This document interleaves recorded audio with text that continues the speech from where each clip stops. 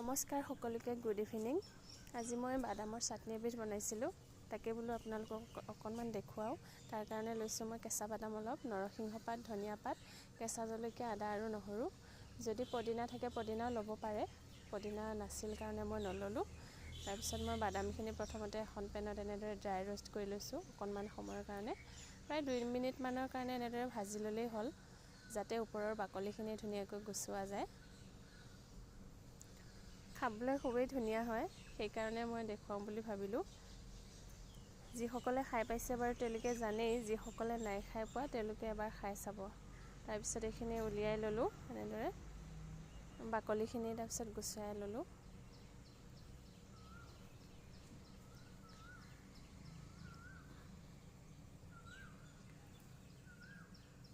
তাৰপিছত এই গোটেই সামগ্ৰীখিনি মানে বাদাম, ধনিয়া পাত, নৰসিংহ পাত, কেঁচা জলকীয়া, আদা, নহৰু, তাৰপিছত নিমখ অকণমান দিব, দি পানী অকণমান দি লৈ সেইখিনি খুন্দি ল'লেই হৈ গ'ল।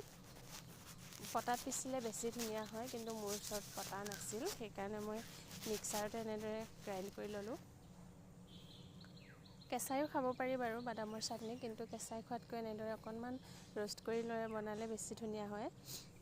যিসকলে খাই পোৱা নাই তেওঁলোকে এবাৰ খাই চাব, খুবেই ধুনীয়া লাগে খাই।